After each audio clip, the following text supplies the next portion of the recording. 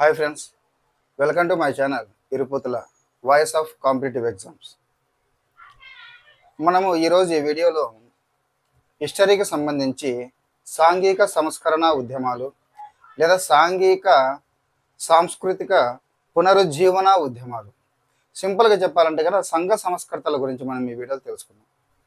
మన ప్రీవియస్ వీడియోలో చూసినప్పుడు మనము హిస్టరీని సెంటర్ పాయింట్గా 1857ను సిపాయిల తిరుగుబాటును మనము ఇంటర్వెల్ సీన్గా తీసుకున్నాం. అంటే centre point of the history అని.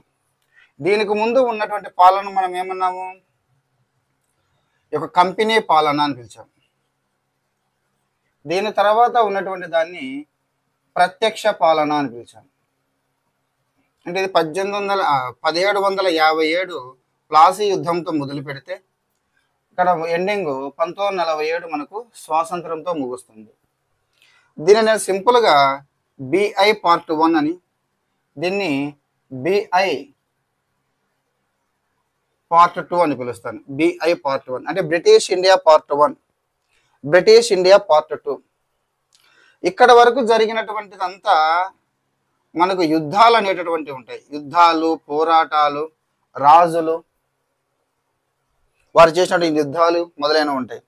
ఇక్కడి నుంచి ఈ యొక్క భారత జాతీయ ఉద్యమం అనేది తన యొక్క పంధాను, తన యొక్క స్వరూపాన్ని మార్చుకుంటుంది. ఇక్కడ యుద్ధాలు ఉండవు. ఈ సంఘ సంస్కర్తలు భారత జాతిని మేలుకొల్పడము, ఆ తర్వాత అది కొంచెం రూపాంతరం చెంది స్వాతంత్ర సమరయోధులుగా మితవాదులు, అతివాదులు, తర్వాత గాంధీ యుగము, దాంతో మనకు 1947 స్వాతంత్రం అనేది వస్తుంది. ఇందులో మొట్టమొదటగా మనము ఈ యొక్క సాంఘిక సంస్కరణ ఉద్యమాలు ఈరోజు అంటే సంఘ సంస్కర్తల గురించి 1857 సిపాయిల తిరుగుబాటు తర్వాత మనం గమనించినట్లయితే ఈ యొక్క సాంఘిక సంస్కరణ ఉద్యమాలు 19వ శతాబ్దంలో మన భారతదేశంలో జరిగినటువంటి ఈ సాంఘిక సంస్కరణ ఉద్యమాలు లేదా సాంస్కృతిక పునరుజ్జీవన ఉద్యమాలను మనం గమనిస్తే ప్రధానంగా ఎందుకు జరిగాయి అని అంటే కనుక మన భారతదేశంలో మతాచారాలు, మూఢాచారాలు, మన మతాచారాలు అంటే సింపుల్గా మనము విగ్రహారాధన, బహుదేవతారాధన, కర్మకాండలు, బలులు మొదలటి మతాచారాలు ఉన్నాయి. వాటితో పాటు మూఢాచారాలు కూడా ఉండేవి. అంటే సింపుల్గా చెప్పాలంటే కన్నా జటిలమైనటువంటి కుల వ్యవస్థ, ఈ కుల వ్యవస్థ ద్వారా వచ్చినటువంటిది బానిస వ్యవస్థ, సతీ సహగమనం, బాల్య వివాహాలు, వరకట్నం, కన్యాశుల్కం, రాజపుత్ర తెగళ్ళు అయితే కన్నా ఆడవాళ్ళు పుడితే వెంటనే చంపేసేవారు. ఇటువంటి అనేక మూఢాచారాలు అనేవి కూడా ఉండేవి. సో వీటికి వ్యతిరేకంగా అట్ ద సేమ్ టైం మన భారతదేశ యొక్క సంస్కృతిని, సాంప్రదాయాన్ని కాపాడడం కోసం పుట్టుకొచ్చినటువంటివే సాంఘిక సంస్కరణ ఉద్యమాలు లేదా సంఘ సంస్కర్తలు అంటాం.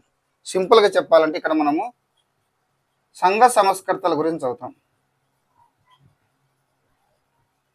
అంటే మన భారతదేశ సంఘాన్ని సంస్కరించినటువంటి వారి యొక్క ఉద్యమాల ద్వారా. ఇక్కడ సంఘ సంస్కర్తలు కొంతమంది ఏమో ఇండివిజువల్గా భారత జాతిని మేల్కొల్పితే, మరికొంతమంది కొన్ని ఆర్గనైజేషన్ స్థాపించడం ద్వారా వారి యొక్క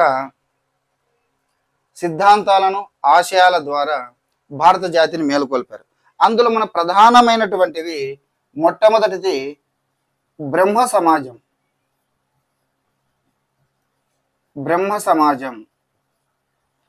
రెండవది ఆర్య సమాజం, మూడవది దివ్య జ్ఞాన సమాజం, నాలుగవది ప్రార్థనా సమాజం,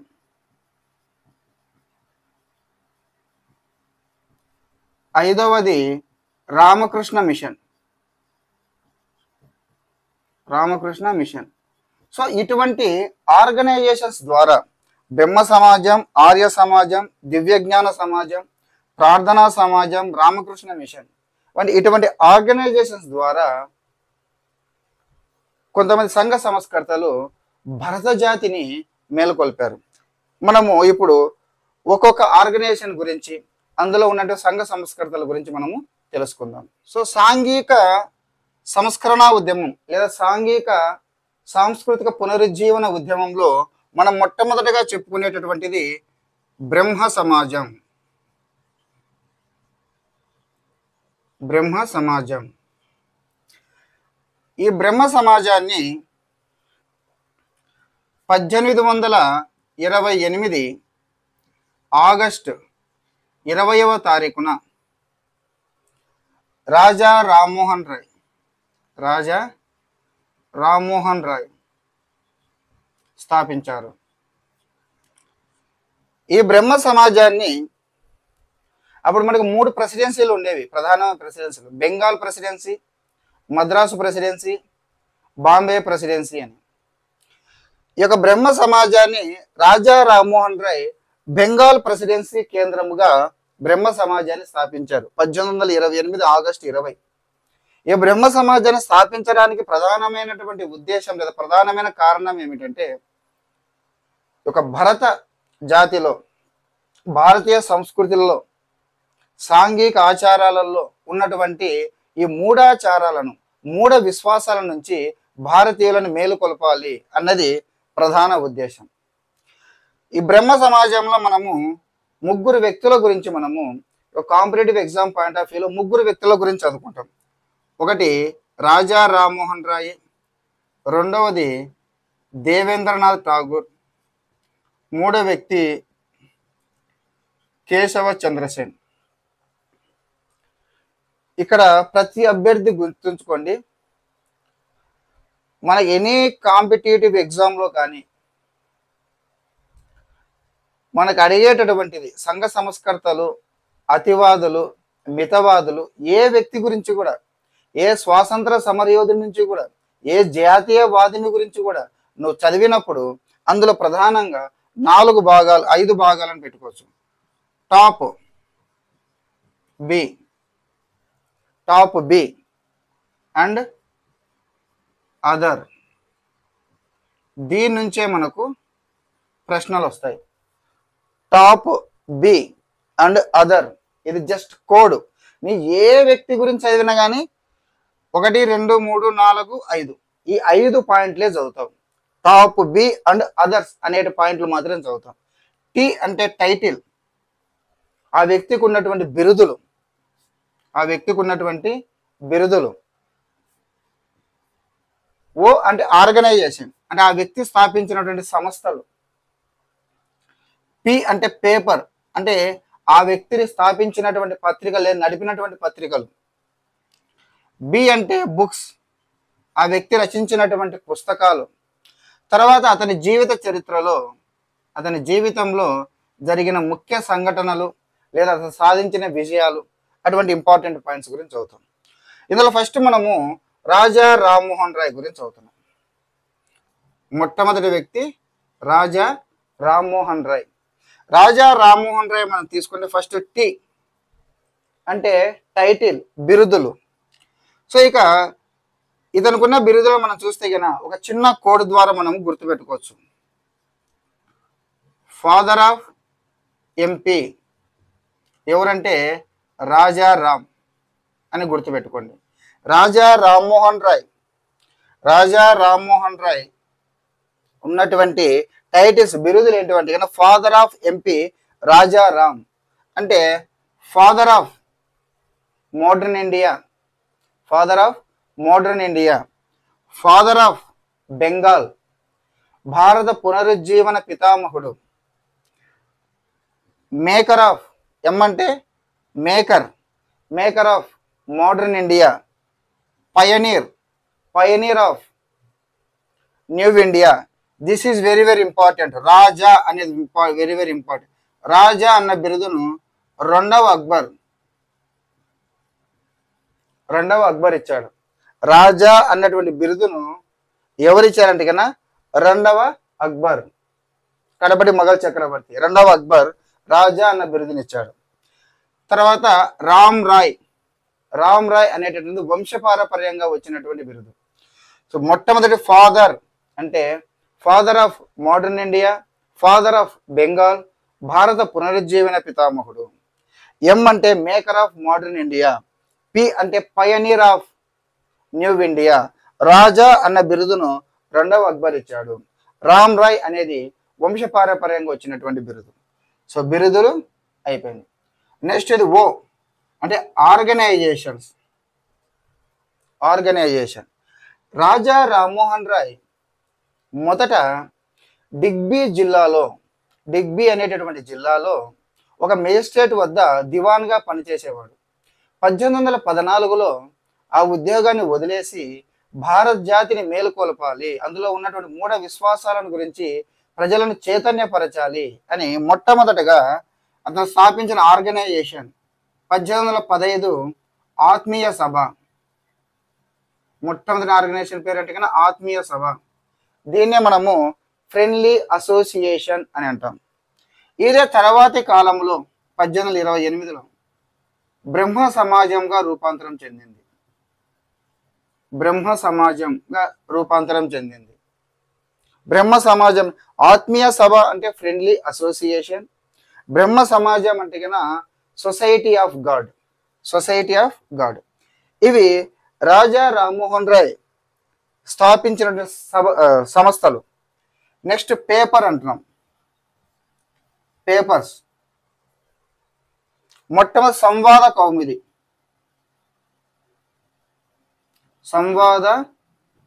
కౌముది, వెరీ వెరీ ఇంపార్టెంట్. సంవాద కౌముది అనేటటువంటిది, సంవాద కౌముది వెరీ వెరీ ఇంపార్టెంట్. భారతదేశములో భారతీయుడు ఇండియన్ స్థాపించిన మొట్టమొదటి పత్రిక సంవాద కౌముది. 1821లో స్థాపిస్తాడు. భారతదేశములో భారతీయుడు ఇండియన్ స్థాపించినటువంటి మొట్టమొదటి పత్రిక ఏదంటే కన్నా సంవాద కౌముది.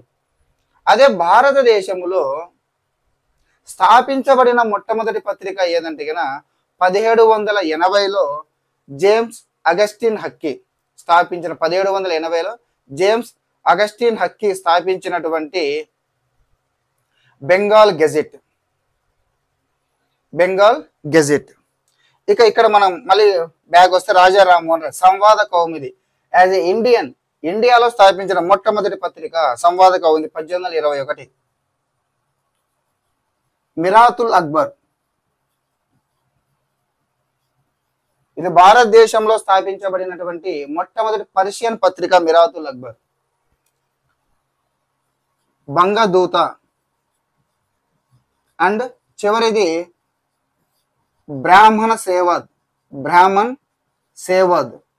ఈ బ్రాహ్మణ్ సేవద్ అనే పత్రికలోనే, బ్రాహ్మణ్ సేవద్ అనేటటువంటి పత్రికలోనే క్రైస్తవత్వంలో ఉన్నటువంటి లోపాలను ఎత్తి చూపాడు. సో ఫస్ట్ మనము రాజా రామ్మోహన్ రాయ్, మన ఏ వ్యక్తి అయినా కానీ టాప్ బి అండ్ అదర్స్ అన్న పాయింట్లే. టి అంటే టైటిల్, బిరుదులు. Father of modern India, father of Bengal, భారత పునరుజ్జీవన పితామహుడు. ఎం అంటే maker of modern India, P అంటే పయనీర్ ఆఫ్ న్యూ ఇండియా. రాజా అన్న బిరుదునిచ్చింది రెండవ అక్బర్. రామ్ రాయ్ అనేటువంటి వంశపారపర్యంగా వచ్చిన బిరుదు. ఆర్గనైజేషన్ 1815 ఆత్మీయ సభ, 1828 బ్రహ్మ సమాజం. పేపర్స్ సంవాద కౌముది, భారతీయుడు భారతదేశంలో స్థాపించిన మొట్టమొదటి పత్రిక మిరాతుల్ అక్బర్, బంగదూత, బ్రాహ్మణ సేవద్. నెక్స్ట్ టాపిక్ ఏంటి ఇక్కడ మనకి బి అంటే బుక్స్. రచించిన పుస్తకాలు. మొట్టమొదటిది గిఫ్ట్ ఆఫ్ మొనోథిస్ట్ అంటారు. Gift of monotheist. దీనిని పర్షియా భాషలో రచించారు. పర్షియా భాషలో దీన్ని తౌఫతుల్ మువాహిద్దీన్ అంటారు పర్షియన్ భాషలో. రెండవది a guide to peace and happiness, a guide to peace and happiness. ఈ బుక్లోనే ఇక శ్రీరాంపూర్లో మనము యూరోపియన్ రాకలో చెప్పుకుంటాం. డెన్మార్క్ వరకు శ్రీరాంపూర్లో తరంగం బాడీలో ప్లేస్ ఆఫ్ సింగింగ్ వేవ్స్, తరంగం బాడీలో వారి యొక్క ప్రధాన వర్త కేంద్రాన్ని ఏర్పాటు చేశారని, ఈ శ్రీరాంపూర్లో ఒక మిషనరీని ఏర్పాటు చేశారని, ఈ మిషనరీకి చెందినటువంటి విలియం యాడమ్ అనే క్రైస్తవ మతాచారునితో వాదించగా ఇతని యొక్క ఉపన్యాసానికి, ఇతని యొక్క స్పీచ్కి మంత్రముగ్ధుడైపోయిన విలియం యాడమ్ ఏకేశ్వరోపాసనాన్ని స్వీకరించాడు. సో మొదటిది గిఫ్ట్ ఆఫ్ మొనోథిస్ట్, దీని పరిచయాలు తౌఫతుల్ మువాహిద్దీన్ అంటారు. రెండవది a guide to peace and happiness. మూడవ బుక్కు ట్రిసిస్ట్ ఆఫ్ జీసస్. వీటితో పాటు హరిహరనంద తీర్థ స్వామితో కలిసి తాంత్రిక గ్రంథాలను కూడా పఠించాడు. సో మనకు టాప్ బి అయిపోయింది. టైటిల్స్, ఏవే బిరుదులు ఉన్నాయి, ఆర్గనైజేషన్, సంస్థలు, పేపర్స్, పత్రికలు. B books. ఇక అదర్స్ గురించి మనం చూస్తే రాజా రామ్మోహన్ రాయ్. మొట్టమొదటిది బ్రహ్మ సమాజం. దేని గురించి చెప్పుకుంటాం? బ్రహ్మ సమాజం. మనం ఇంతకుముందు చెప్పుకున్న బ్రహ్మ సమాజాన్ని 1828లో ఆగస్టు 20వ తారీఖున బెంగాల్ ప్రెసిడెన్సీ కేంద్రంగా ఏర్పాటు చేసిన వ్యక్తి రాజా రామ్మోహన్ రాయ్. బ్రహ్మ సమాజంలో ప్రధాన ఇద్దరు వ్యక్తులు ఉంటారు. ఒకరు తారాచంద్ర చక్రవర్తి, రెండో వ్యక్తి రామచంద్ర విద్యా వాగీశుడు. తారాచంద్ర చీఫ్ సెక్రటరీ గాను, రామచంద్ర విద్యా వాగీశుడు ఈ బ్రహ్మ సమాజం యొక్క సమావేశాల నిర్వాహకుడిగా ఉంటారు. బ్రహ్మ సమాజంలో సభ్యులందరూ కూడా ప్రతి శనివారము హాజరవుతారు. ఈ బ్రహ్మ సమాజ ప్రార్థనల కోసం బ్రహ్మ మందిరాన్ని కూడా నిర్మించారు. ఈ బ్రహ్మ సమాజంలో ఉన్నటువంటి సభ్యులు దేని ద్వారా ప్రమాణం చేస్తారు అంటే, మామూలు మనకు కోర్టులలో భగవద్గీత మీద ప్రమాణం చేసి అంత నిజమే చెప్తానంటున్నారు. ఇక్కడ బ్రహ్మ సమాజానికి సంబంధించిన సభ్యులు గాయత్రి మంత్రము ద్వారా ప్రమాణం చేస్తారు. ఈ ప్రమాణ ధర్మాన్ని వీళ్ళు మహానిర్యాణ తాంత్రిక గ్రంథాల నుంచి రూపొందించడం జరిగింది.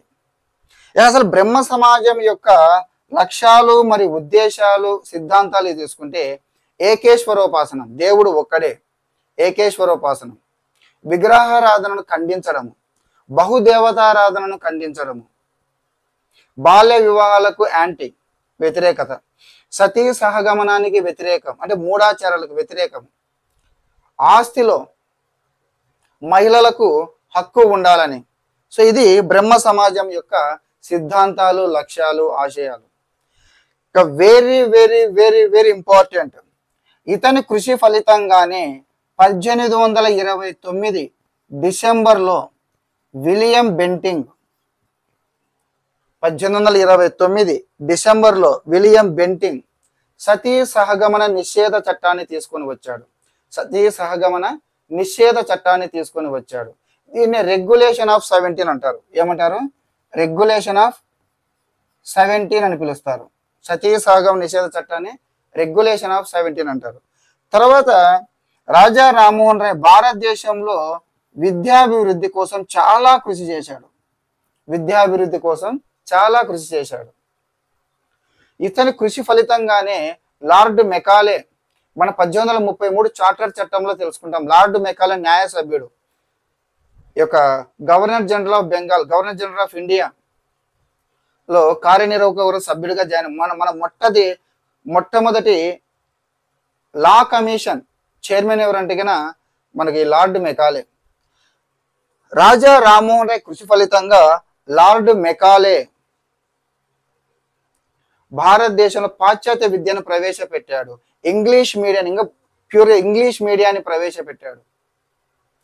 అంతేకాకుండా రాజా రామ్మోహన్ రాయ్ తన ఫ్రెండ్స్ డచ్కు చెందినటువంటి డేవిడ్ హేర్, స్కాట్లాండ్కి చెందినటువంటి అలెగ్జాండర్ డఫ్ బెంగాల్ వ్యాప్తంగా చాలా విద్యాభివృద్ధి కోసం కృషి చేశారు. ఇందులో భాగంగానే ఈ డేవిడ్ హేర్ కలకత్తాలో హిందూ కాలేజీని స్థాపిస్తాడు. రాజా రామ్మోహన్ రాయ్ వేదాంత కాలేజీని స్థాపించి ఈ యొక్క వేదాలను బెంగాలీ భాషలోకి తర్జుమా చేస్తారు. అంతేకాకుండా ఇటువంటి భరత జాతిలో ఉన్నటువంటి మూఢాచారాలను మేలుకొలపడము కాకుండా బ్రిటిష్ వారు చేసే కొన్ని పనులను కూడా విమర్శించాడు. మనకు కారన్ వాలిస్ తీసుకొచ్చిన శాశ్వత శిస్తు నిర్ణయ పద్ధతి అంటారు. శాశ్వత శిస్తు నిర్ణయ పద్ధతిని వ్యతిరేకించినటువంటి మొట్టమొదటి భూస్వామి ఎవరంటే కనుక రాజా రామ్మోహన్ రాయ్. చట్టం ముందు భారతీయులకు మరి యూరోపియన్లకు ఒకే విధమైన శిక్షలు సమానత్వం ఉండాలి అన్నది రాజా రామ్మోహన్ రాయ్. ఇక భారతీయులకు కోవెనెంటెడ్ పోస్టులు అంటారు, అంటే ఉన్నతమైన పదవులలో భారతీయులకు అవకాశాన్ని కల్పించాలి అని బ్రిటిష్ వారిని అడిగిన వ్యక్తి రాజా రామ్మోహన్ రాయ్. అంతేకాకుండా పారిశ్రామిక విప్లవం సమయంలో భారతీయ పరిశ్రమలు సంబంధించి భారతీయ పారిశ్రామికవేత్తలు నైపుణ్యాభివృద్ధిని అందిపుచ్చుకోండి, ఈ యొక్క ఆధునిక సాంకేతికతను డెవలప్ చేసుకొని అని పిలుపునిచ్చినటువంటి వ్యక్తి. ఇది మనకు రాజా రామ్మోహన్ రాయ్ గురించి. నెక్స్ట్ మనము దేవేంద్రనాథ్ ఠాగూర్ అండ్ కేశవ చంద్రసేన్. బ్రహ్మ సమాజంలో నెక్స్ట్ దేవేంద్రనాథ్ ఠాగూర్. దేవేంద్రనాథ్ ఠాగూర్ ఎవరో కాదు, మన జనగణమన రచయిత, మన జాతీయ గీతాన్ని రచించినటువంటి రవీంద్రనాథ్ ఠాగూర్ కుమారుడే దేవేంద్రనాథ్ ఠాగూర్. దేవేంద్రనాథ్ ఠాగూర్లో కూడా మళ్ళీ మనము టాప్ బి గురించి అవుతాం. Top B and others. ప్రతి వ్యక్తిలో చదివే ఇదే. ఫస్ట్ టి, దేవేంద్రనాథ్ ఠాగూర్ యొక్క బిరుదు బ్రహ్మర్షి. దేవేంద్రనాథ్ ఠాగూర్ యొక్క బిరుదు ఏమిటి? బ్రహ్మర్షి. అయితే ఇక్కడ కన్ఫ్యూజ్ కావద్దండి, ఆంధ్ర బ్రహ్మర్షి కూడా ఉన్నాడు. ఆంధ్ర బ్రహ్మర్షి ఎవరంటే కనుక రఘుపతి వెంకటరత్నం నాయుడు. బ్రహ్మర్షి అంటే కనుక రవీంద్రనాథ్ ఠాగూర్ కుమారుడు. ఆంధ్ర బ్రహ్మర్షి అంటే కనుక రఘుపతి వెంకటరత్నం నాయుడు. తర్వాత ఆర్గనైజేషన్, ఇతను స్థాపించినటువంటి ఆర్గనైజేషన్ తత్వబోధిని సభ అనే సాంస్కృతిక సంస్థను ఏర్పాటు చేశాడు. దీని యొక్క ప్రధాన ఉద్దేశం, తత్వబోధిని సభ అనే ప్రధాన ఉద్దేశం ఏమిటంటే ఈ యొక్క వేదాలను మరి ఉపనిషత్తులను బోధించడం దీని యొక్క ప్రధాన ఉద్దేశం. అయితే 1842లో ఈ తత్వబోధిని సభను బ్రహ్మ సమాజంలో విలీనం చేసి ఇతను కూడా బ్రహ్మ సమాజంలో జాయిన్ అయ్యాడు. ఆ తర్వాత లంచెలంచెలుగా సెకండ్ అంటే రాజా రామ్మోహన్ రాయ్ తర్వాత రెండవ వ్యక్తిగా ఎదిగాడు. తత్వబోధిని సభను అంటే సాంస్కృతిక సభను ఏర్పాటు చేశాడు. అయితే దాన్ని 1942లో బ్రహ్మ సమాజంలో విలీనం చేసి ఇతను కూడా బ్రహ్మ సమాజంలో జాయిన్ అయ్యాడు. తర్వాత పేపర్ వచ్చేసి పేపర్ పేరు కూడా తత్వబోధిని అనేటటువంటిది బ్రహ్మ సమాజానికి సంబంధించిన అధికారిక పత్రిక. ఈ తత్వబోధినిలోనే దేవేంద్రనాథ్ ఠాగూర్ వాళ్ళ నాన్న రవీంద్రనాథ్ ఠాగూర్ రచించిన జనగణమన అనేటటువంటిది భాగ్య విధాత అన్న టైటిల్తో మొట్టమొదటిసారిగా ప్రచురితం కావడం జరిగింది. ఏదో తత్వబోధిని అనేటటువంటి పేపర్లో. ఈ తత్వబోధిని యొక్క సంపాదకుడు వచ్చేసి అక్షయ్ కుమార్. ఇంకా ఇతను రచించిన బుక్స్ వచ్చేసి బ్రహ్మధర్మ, తర్వాత బ్రహ్మ సమాజ్ విండికేటెడ్ అంటారు. బ్రహ్మధర్మ అనే బుక్లో బ్రహ్మ సమాజం యొక్క మూల సూత్రాల గురించి తెలియజేస్తే, బ్రహ్మ సమాజ్ విండికేట్లో క్రైస్తవత్వాన్ని విమర్శించాడు. ఇక అదర్స్, ఓటీహెచ్ అదర్స్ చూసుకుంటే తండ్రి రవీంద్రనాథ్ ఠాగూర్ యొక్క అంత్యక్రియలను తిరస్కరించిన వ్యక్తి. తన బ్రహ్మ సమాజంలో ఉన్నప్పటికీ తన ఆధ్యాత్మిక గురువుగా రామకృష్ణ పరమహంసను స్వీకరించాడు. ఇంకా ఇతడు ప్రవేశపెట్టిన సిద్ధాంతం బ్రహ్మధర్మ బీజ్ అంటారు. బ్రహ్మధర్మ బీజ్, బ్రహ్మధర్మ బీజ్. దీన్ని ఆది ధర్మ సిద్ధాంతం అని కూడా అంటారు. ఆది ధర్మ సిద్ధాంతం అని కూడా అంటారు. ఇది దేవేంద్రనాథ్ ఠాగూర్ గురించి. రెండవ వ్యక్తి కేశవ చంద్రసేన్. బ్రహ్మ సమాజానికి సంబంధించి కేశవ చంద్రసేన్. కేశవ చంద్రసేన్ యొక్క టాప్ బి అండ్ అదర్స్ చూద్దాం. Top B and OTH others. First Keshava Chandrasen యొక్క బిరుదులను మనం చూస్తే ఆచార్య. 1857లో బ్రహ్మ సమాజంలో జాయిన్ అయ్యి దేవేంద్రనాథ్ ఠాగూర్కి ప్రియతమ శిష్యుడుగా మారి 1866 నాటికి ఆచార్య స్థాయికి సూపర్ స్పీచర్, ఎక్సలెంట్ స్పీచ్ ఇస్తాడు ఆచార్య. తర్వాత రెండోది ఆర్గనైజేషన్ భారతీయ బ్రహ్మ సమాజం. మొదట్లో ఒక వ్యక్తిగా జాయిన్ అయిన కేశవ చంద్రసేన్ అనతి కాలంలో దేవేంద్రనాథ్ ఠాగూర్కి ప్రియతమ శిష్యుడుగా మారడం జరుగుతుంది. అయితే 1866లో ఈ గురు శిష్యుల మధ్య క్లాషెస్ రావడం మొదలవుతాయి. గురు శిష్యుల మధ్య వచ్చినటువంటి విభేదాల కారణంగా కేశవ చంద్రసేన్ సపరేటుగా భారతీయ బ్రహ్మ సమాజాన్ని స్థాపిస్తాడు. ఇక ఓల్డ్ బ్రహ్మ సమాజం, ఆది బ్రహ్మ సమాజానికి దేవేంద్రనాథ్ ఠాగూర్ నాయకత్వం వహిస్తే నూతనంగా భారతీయ బ్రహ్మ సమాజాన్ని స్థాపిస్తాడు. ఇవి కాకుండా ఇతను స్థాపించిన మరికొన్ని సంస్థలు ఎన్బికే బదులు ఎన్బిఐ. ఎన్ అంటే గన న్యూ డిస్పెన్సేషన్ అసోసియేషన్ అంటారు. న్యూ డిస్పెన్సేషన్ అసోసియేషన్ అంటే నవ విధాన సభ. బిలీవర్స్ అసోసియేషన్ అంటే సంగత్ సభ. ఇండియన్ రిఫార్మ్స్ అసోసియేషన్ భారత సంస్కరణల సంఘం. ఇవి కేశవ చంద్రసేన్ స్థాపించిన ఆర్గనైజేషన్.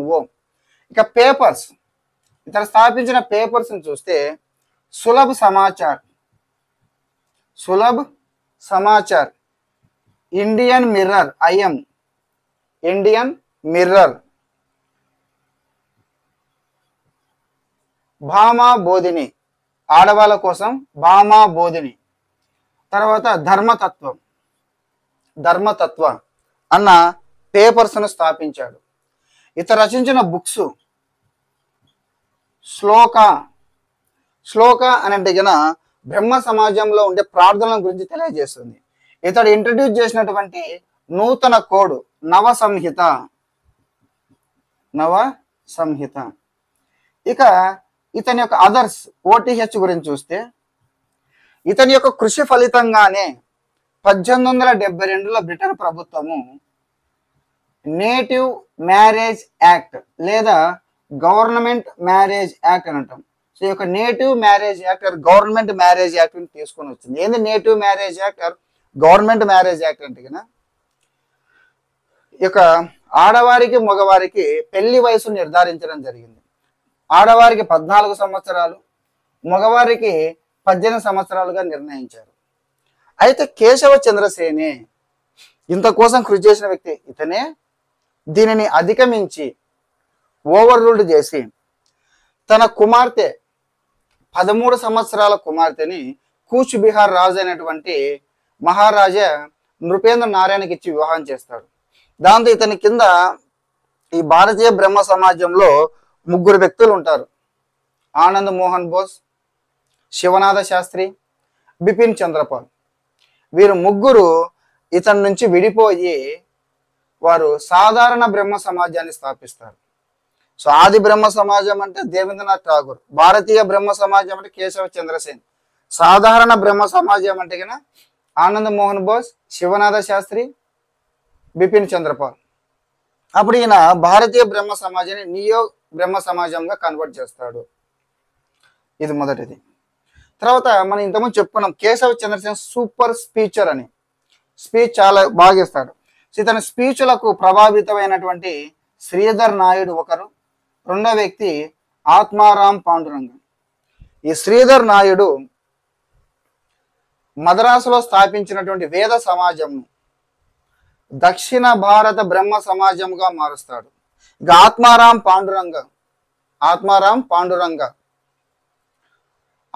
పాండురంగ బాంబే కేంద్రంగా ప్రార్థనా సమాజాన్ని స్టార్ట్ చేస్తాడు. మన ఇప్పటి వరకు బ్రహ్మ సమాజంలో రాజా రామ్మోహన్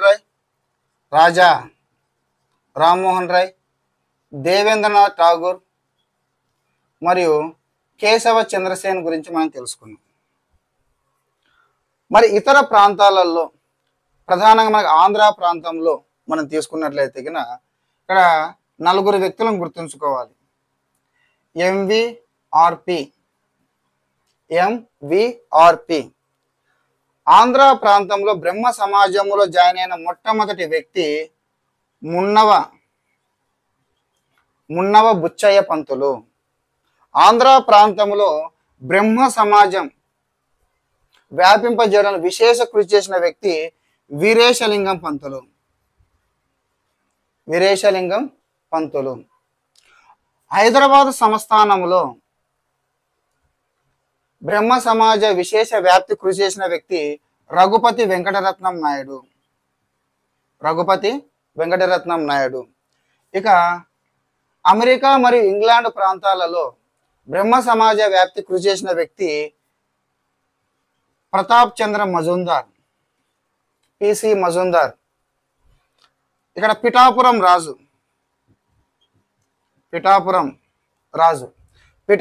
రాజే రఘుపతి వెంకటరత్నం నాయుడికి ఆంధ్ర బ్రహ్మర్షి అని బిరుదునిస్తాడు. సో ఇది బ్రహ్మ సమాజానికి సంబంధించి. ఇంకా మీకు ఏ కాంపిటేటివ్ ఎగ్జామ్లో కానీ ఈ దాదాపుగా 90% దీని నుంచి మీకు ప్రశ్న వస్తాయి. రాజా రామ్మోహన్ రాయ్, దేవేంద్రనాథ్ ఠాగూర్, కేశవ చంద్రసేన్, మున్నవ బుచ్చయ్య పంతులు, వీరేశలింగం పంతులు, రఘుపతి వెంకటరత్నం నాయుడు, ప్రతాప్ చంద్ర మజుందార్. వీరి గురించి మళ్ళీ చెప్పుకుంటాం నీట్గా. వీరి గురించి చెప్పుకున్నాం. బ్రహ్మ సమాజంలో మెయిన్ కీ రోల్ వీళ్ళ ముగ్గురు గురించి చెప్పుకున్నాం. వీరేశలింగం పంతుల గురించి, మున్నవ బుచ్చయ్య పంతులు, రఘుపతి వెంకటరత్నం, ప్రతాప్, పిసి మజుందార్ గురించి నెక్స్ట్ వీడియోలలో మనం చెప్పుకుందాం. బ్రహ్మ సమాజం తర్వాత భరత జాతిని మేల్కొల్పడానికి తన వంతు ప్రధాన పాత్ర పోషించిన రెండవ ఆర్గనైజేషన్ ఆర్య సమాజాన్ని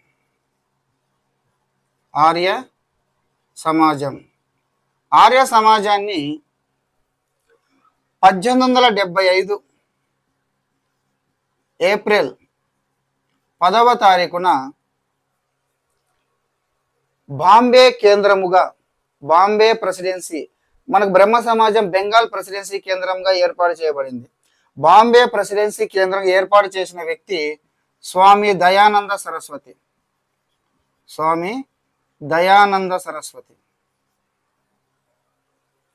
ఆర్య సమాజం యొక్క ఏర్పాటుకు ప్రధాన కారణం, బ్రహ్మ సమాజం యొక్క ప్రధాన కారణం ఏంటంటే మూఢ విశ్వాసాలు, మూఢ మతాచారాలకు అగనెస్ట్ గా ఏర్పడింది.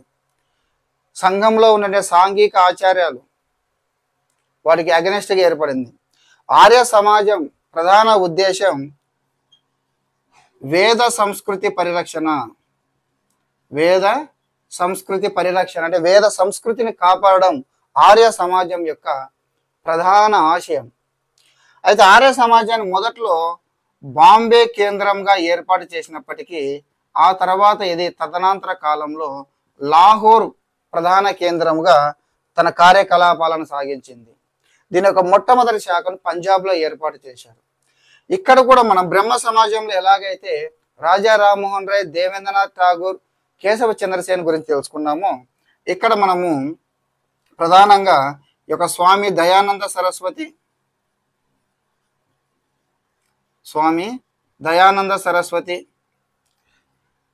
గురుకుల వర్గం,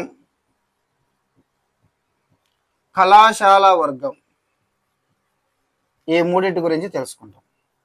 స్వామి దయానంద సరస్వతి, గురుకుల వర్గం, కళాశాల వర్గం. ఆర్య సమాజం మొట్టమొదటిగా మనం చెప్పుకునే వ్యక్తి స్వామి దయానంద సరస్వతి. స్వామి దయానంద సరస్వతి అలియాస్ స్వామి దయానంద సరస్వతి అలియాస్ మూలశంకర్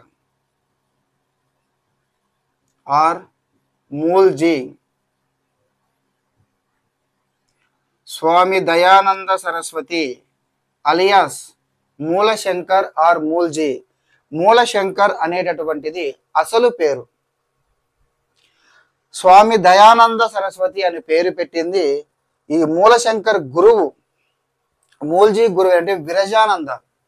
విరజానంద స్వామి దయానంద అని పేరు పెడతాడు. ఇతనికి సన్యాసం ఇచ్చినటువంటి వ్యక్తి పరమానంద.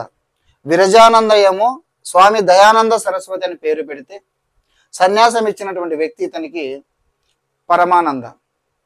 ఇక సేమ్ మనం చెప్పుకునే topic top B and OTH others. ప్రతి దాంట్లో మ్యాక్సిమం ఇదే ఉంటాయి. ఫస్ట్ టీ స్వామి దయానంద సరస్వతి బిరుదులు. సింధిమరు, సింధిమరు, Indian Martin Luther, son of God. Son of God అంటే మనకు Bollywood blockbuster Mohan Babu చిత్రం సన్ ఆఫ్ గాడ్ కాదు. ఇక్కడ సన్ ఆఫ్ గాడ్ అని స్వామి దయానందని పిలిచిన వ్యక్తి ఎవరంటే కన్నా Andrew Jackson. Andrew Jackson. Next one of the maker of India OMI. One of the maker of India అని స్వామి దయానందను సంబోధించిన వ్యక్తి సర్వేపల్లి రాధాకృష్ణన్. ఇది టీ టైటిల్స్ స్వామి దయానందకు ఉన్న బిరుదులు. Next organisations. మనకు తెలిసిందే ఆర్య సమాజం. ఆర్య సమాజాన్ని ఎందుకు స్థాపించాడు? వేద సంస్కృతి పరిరక్షణ కోసం. అయితే మొదట్లో స్వామి దయానంద యొక్క వేదాంత సాహిత్యాన్ని అవలంబించినప్పటికీ తర్వాత సంహిత భాగంని అంగీకరించాడు. ఇక ఆర్య సమాజంలో ప్రధానమైనది స్వామి దయానంద సరస్వతి చాలాసార్లు అడిగిన bit go back to Vedas. Go back to Vedas అని పిలుపునిచ్చినటువంటి వ్యక్తి Swami Dayananda Saraswati. Go back to Vedas, వేదాలకు తరలిపోండి అన్నది Swami Dayananda Saraswati. Very very important. తర్వాత స్వరాజ్య, స్వదేశం, స్వధర్మం, హరిజన్ వంటి పదాలను వాడిన వ్యక్తి స్వామి దయానంద సరస్వతి.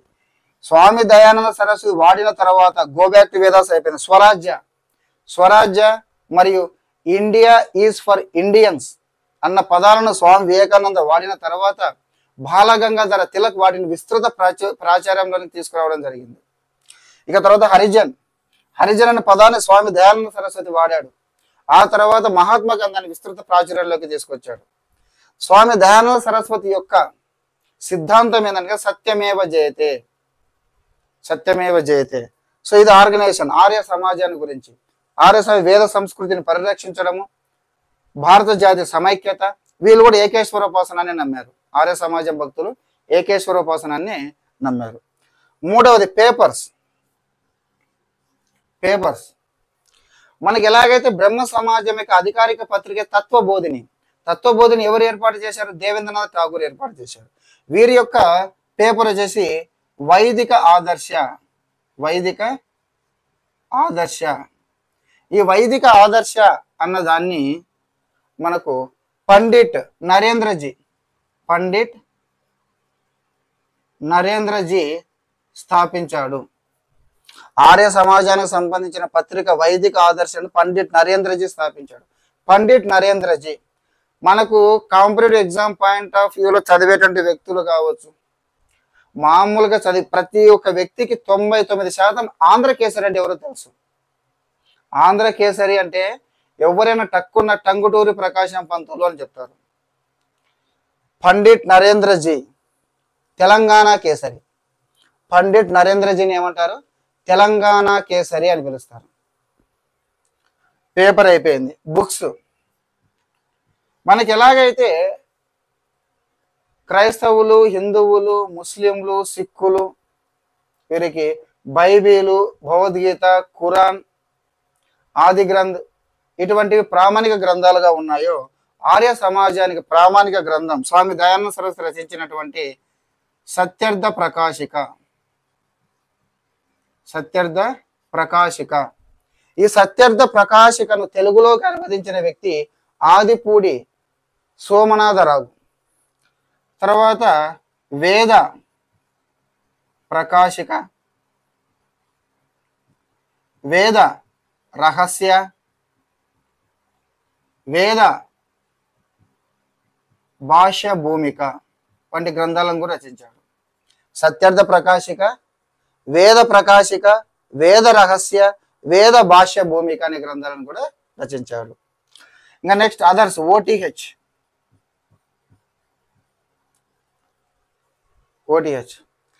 మనం స్వామి దయానంద సరస్వతి గురించి మనం చెప్పినామంటే రెండు ప్రధానమైన ఉద్యమాల గురించి చెప్పాలి. Very very important. శుద్ధి ఉద్యమము, శుద్ధి ఉద్యమము, ప్యూరిటీ మూమెంట్ అని అంటారు. దీనికి ప్రధాన ఆశయం ఏమిటంటే కనుక భారత జాతి సమైక్యత, దేశ సమైక్యత. తర్వాత దీని యొక్క లక్ష్యం ఏమిటంటే కనుక ఇతర మతాలలోకి కన్వర్ట్ అయినటువంటి హిందువులను తిరిగి హిందూ మతంలోనికి తీసుకురావడం శుద్ధి మూమెంట్, ప్యూరిటీ మూమెంట్ యొక్క ప్రధాన లక్ష్యం. దీని ఫలితం, ఈ శుద్ధి ఉద్యమం యొక్క ఫలితము కేరళ మలబారు ప్రాంతంలో దాదాపుగా 2000 మంది ముస్లింలు తిరిగి హిందూ మతంలోనికి మారడం జరిగింది. తర్వాత రెండవ ఉద్యమం వచ్చేసి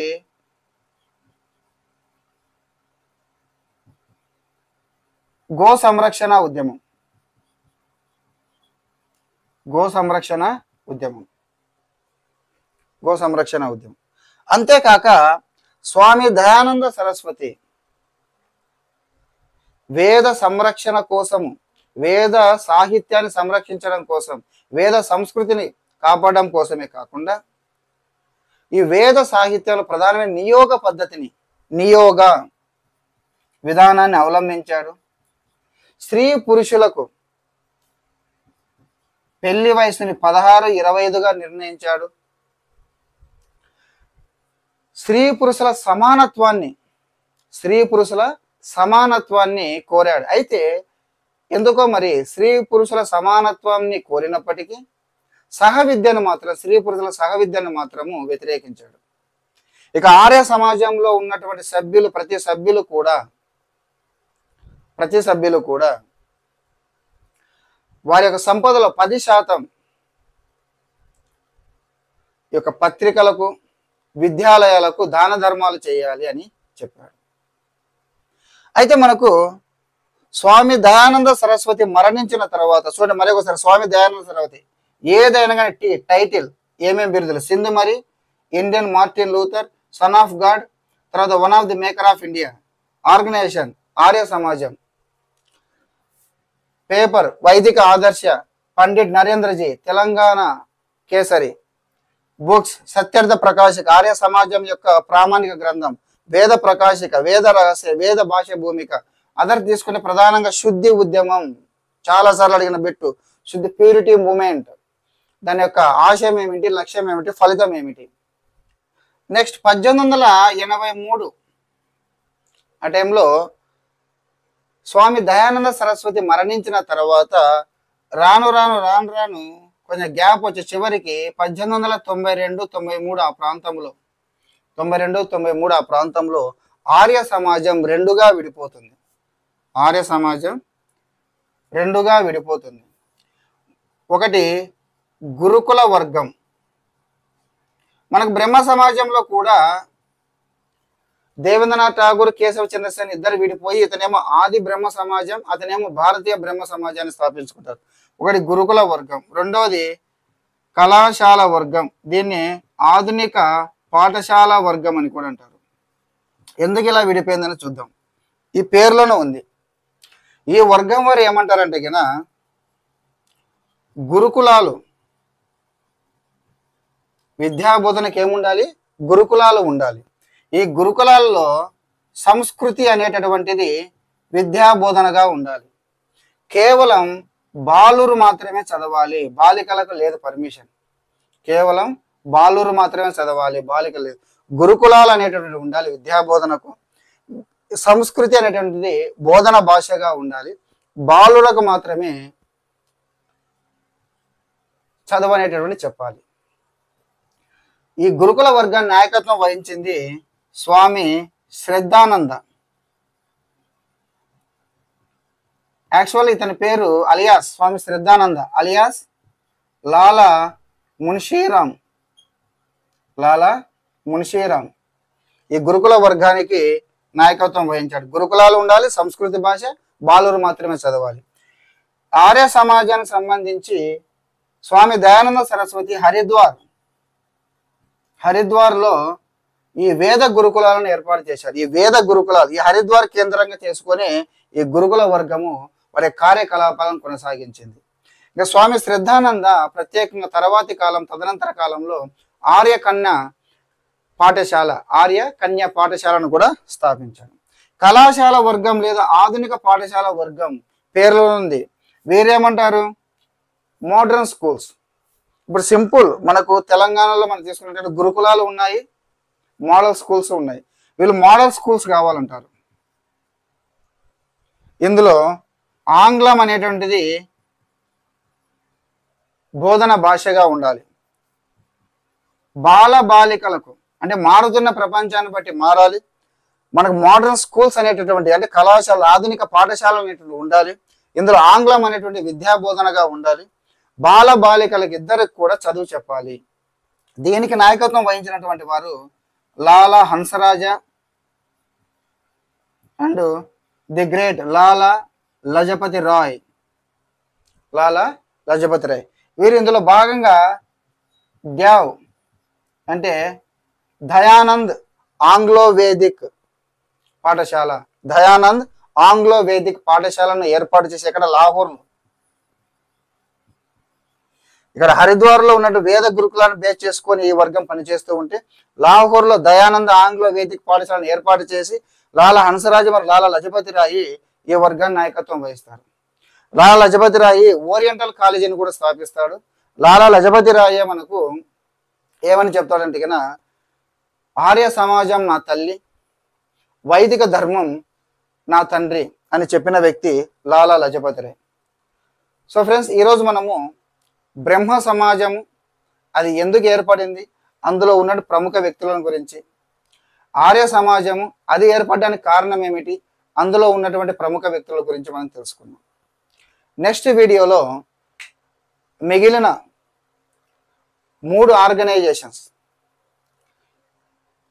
ఇప్పుడు బ్రహ్మ సమాజం ఆర్య సమాజం అయిపోయింది, దివ్యజ్ఞాన సమాజం, ప్రార్థనా సమాజం, రామకృష్ణ మిషన్, ఈ 3 ఆర్గనైజేషన్ గురించి నెక్స్ట్ వీడియోలో మనము తెలుసుకుందాం. ఫ్రెండ్స్, ఈ వీడియో నచ్చితే లైక్ చేయండి, షేర్ చేయండి. ఇటువంటి సబ్జెక్ట్ అనాలిసిస్ సంబంధించినటువంటి వీడియోస్ మీరు చూడాలి అనుకుంటే కనుక నా ఛానల్ని ఖచ్చితంగా సబ్స్క్రైబ్ చేయండి. ఫ్రెండ్స్, తెలంగాణలో అయితే కంటిన్యూగా ఎగ్జామ్స్ అయితే జరుగుతూనే ఉన్నాయి. ఆంధ్రప్రదేశ్లో చాలా గ్యాప్ తర్వాత మళ్ళీ ఎగ్జామ్స్ మేలో స్టార్ట్ కాబోతుంది. ఫిబ్రవరి నుంచి మొదలు పెట్టుకుంటే ఫిబ్రవరి, మార్చి, ఏప్రిల్, మే వరకు ప్రీవియస్ నోటిఫికేషన్ల యొక్క ఎగ్జామ్ డేట్స్ అనేవి కన్ఫర్మ్ చేయడం జరిగింది వివిధ శాఖలకు సంబంధించి. ఇంకా కొత్త నోటిఫికేషన్లు కూడా త్వరలో వస్తాయని ఆశిద్దాం. మెగా డిఎస్సి కావచ్చు, పోలీస్ శాఖ కావచ్చు, ఏపీపీఎస్కి సంబంధించిన ఉద్యోగాలు, జిల్లా కోర్టులు వాటికి సంబంధించిన ఉద్యోగాలు, ఏపీఎస్ ఆర్టీసీలో ఉన్నటువంటి ఉద్యోగాలు, ఇటువంటి చాలా మల్టిపుల్ శాఖలలో చాలా ఉద్యోగాలు ఉన్నాయి. ఫ్రెండ్స్, 2025లో మీరు కష్టపడ్డారంటే కన్నా లైఫ్ సెటిల్ అయిపోతుంది. ఇప్పుడు జరగబోయే ఎగ్జామ్స్కి ప్రిపేర్ అవుతున్న అభ్యర్థులు, కొత్త నోటిఫికేషన్ దృష్టిలో పెట్టుకొని ఇప్పటి నుంచే ప్రిపరేషన్ మొదలుపెట్టినటువంటి అభ్యర్థులకి అందరికి కూడా 2025లో శుభం కలగాలని, మీరు అనుకునే విజయాన్ని సాధించాలి అని ఆల్ ది బెస్ట్.